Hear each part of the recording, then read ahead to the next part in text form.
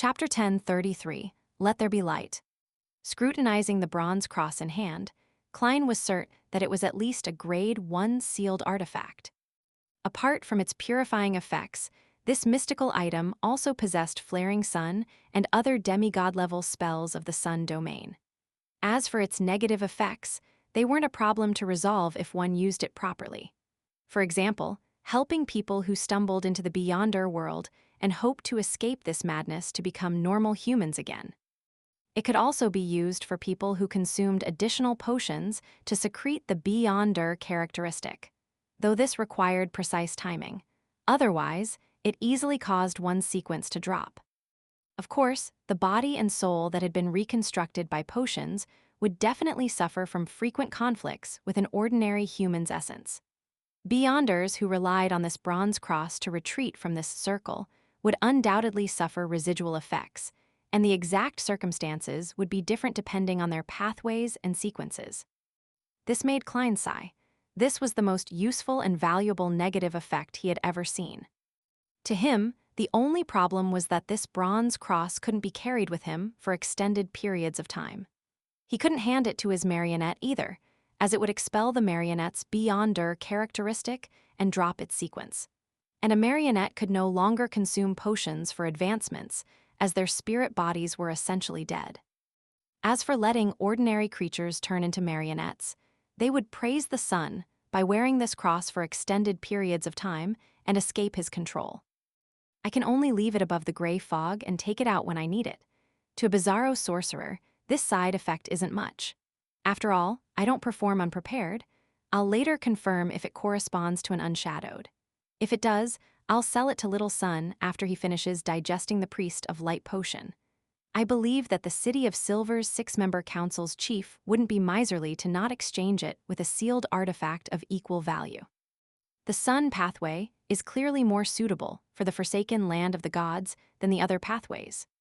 Klein thought in a good mood as he placed the bronze cross back on the long-modeled table. He didn't immediately make a confirmation and planned on leaving it until he returned to 160 Birkeland Street.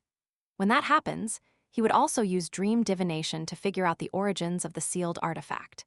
As Mager Manor was too close to the underground ruins, he was afraid that the royal family's angel, or maybe even Adam, was observing the area. If his experiments were to trigger some change and create a stirring in the gray fog, his biggest secret might be exposed. Even if this sealed artifact doesn't correspond to an unshadowed, it's definitely from the sun pathway. At most, it's mixed with other beyonder characteristics. No, it will be expelled, and the Church of the Eternal Blazing Sun's trademark is a sacred emblem made of gold, an abstract sun, having nothing to do with a cross.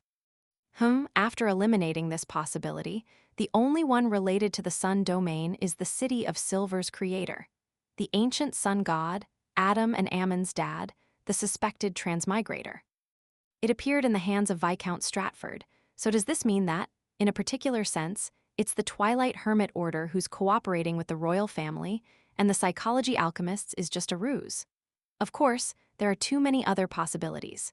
It might have been found by the Augustus family, since they're quite a famous angel family in the 4th epoch and have a long history. Finding certain items of the ancient sun god is rather normal. If this sealed artifact really was provided by Adam, could it be part of his arrangements? Faced with Demoness Trissy, who is clearly involved with an evil god, and her partner, Viscount Stratford, who chose to use this purifying cross and gave up using other items. That arrangement is very reasonable. Upon deciding to eliminate Charmaine, since he wasn't sure if she had been corrupted by an evil god and was afraid of accidents happening, he didn't use any direct offensive means and instead wasted time activating this sealed artifact. That too is also very reasonable. Yes, it's all very reasonable. I'm just not sure if there are signs of this outcome being arranged. With this in mind, my phobia for 008 has reared its head again. Yes, Miss Magician and Miss Judgment had privately discussed Adam before. It involved matters regarding the forsaken land of the gods, the giant king's court, and king of angels. This, even if it was arranged by Adam, why does he want to give this item to them? Klein felt his scalp tingle as he thought about it. Composing himself, he decided to do further experiments after returning to Birkeland Street. He didn't hesitate and immediately returned to the real world. As for the items on Kona's Kilgore, he relied solely on his divination powers, without the gray fog's enhancements to gain an initial grasp on the situation. Apart from the concerto of light and shadow, which Church of Evernight ascetic leader, Ariana, had taken, and the badge used to open the underground ruins, Kona's Kilgore had two other mystical items. One of them was Raver's shout of despair, which Erodes had mentioned. It originated from a failed sacrifice and had two modes. One was an ordinary shot. Its might was slightly weaker than a clown's air cannon. The other was a machine gun sweep. It could spew out large numbers of bullets in 1 to 2 seconds. These two modes came with the shout of despair, having a certain level of influence on demigods at the saint level, but it wasn't too effective. Of course, not every demigod could withstand such an attack.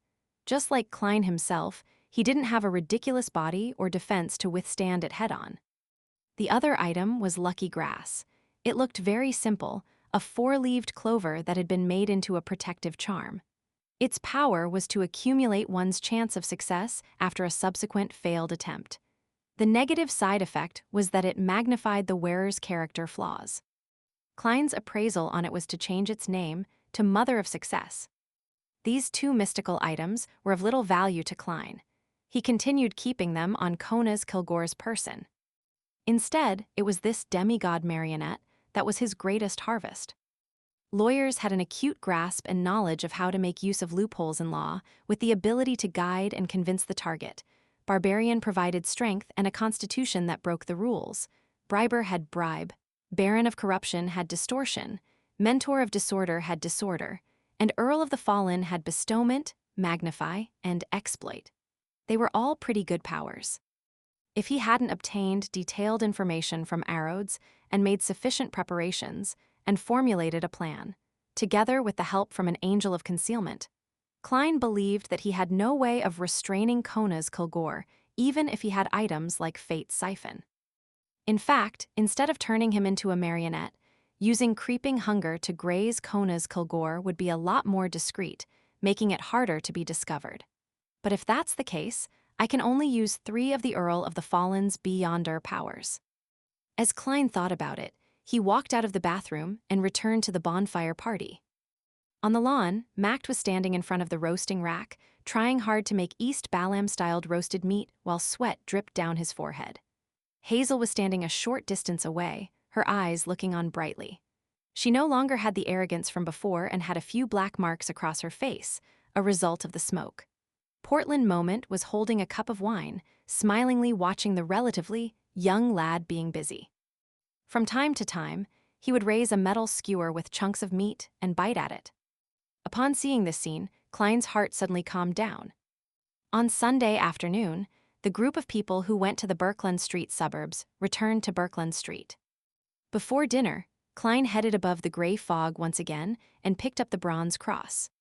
He first confirmed that the cross corresponded to the Sun Pathways sequence for Unshadowed, and had, rather uncreatively, named it Unshadowed Crucifix. Following that, he picked up a pen and wrote a new divination statement. The origins of this cross. Klein didn't immediately divine if Unshadowed Crucifix had any traces of being arranged, afraid that it might point to Adam and place him in a state of vigilance. He planned on investigating the situation by figuring out the sealed artifact's origins. If the Unshadowed Crucifix's owner or former owner was Adam, the truth of the matter would undoubtedly point towards a deliberate arrangement. Putting down the pen, Klein looked down at the cross and exhaled heavily. "I'm courting death again." He suspected that the Unshadowed Crucifix originated from the City of Silver's creator, the ancient sun god, a powerful deity that was stronger than the ancient gods like Dragon of Imagination. Sneaking a peek at him would cause damage that exceeded Klein's previous divination of Grossel's travels. However, things were no longer the same. Klein was now a sequence 4 Bizarro sorcerer, a demigod. The damage he could withstand as well as the amount of power of the mysterious space above the gray fog that he could use far exceeded his previous state back when he was a sequence 5. After spending a few seconds to calm his emotions, he leaned back in his chair, holding the unshadowed crucifix in one hand and holding the piece of paper in the other. He softly repeated the divination statement. Over and over again, Klein used cogitation as a jumping board to enter a state of deep sleep. In the hazy world, a building whose original form was obscured by layers of grayish-white stood in a pitch-black environment. Surrounding it were monsters. A crack opened up on the grayish-white building's surface as a palm that had almost white skin reached out.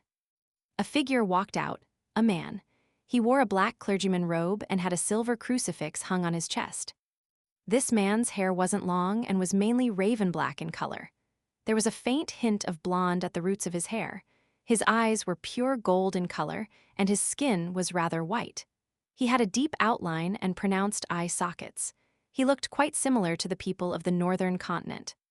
He took 2 steps forward, reached his hand out, and grabbed the very ordinary crucifix. His eyes gradually lost their look of confusion as the ends of his lips curled up slightly. He said in a deep voice, "Let there be light." The pitch-black surroundings of the grayish-white building were immediately pierced by bright lights, revealing what it really looked like. This was a deep valley where nothing could be seen above it, yet the infinite light filled every corner. And there was light. The image of the next scene flashed. A drop of golden blood that emitted light and heat dripped onto the silver cross. Above the drop of blood seemed to be a figure that was formed of dazzling light. The face that he couldn't see clearly was looking up, seemingly being effused with pain and a sense of distortion in a very real manner. He cast his gaze over towards the area above the gray fog, casting it at Klein, who was seated at the fool's high-back chair. His deep voice sounded once again. "Mysteries." Suddenly, without any forewarning, Klein's thoughts erupted with a boom.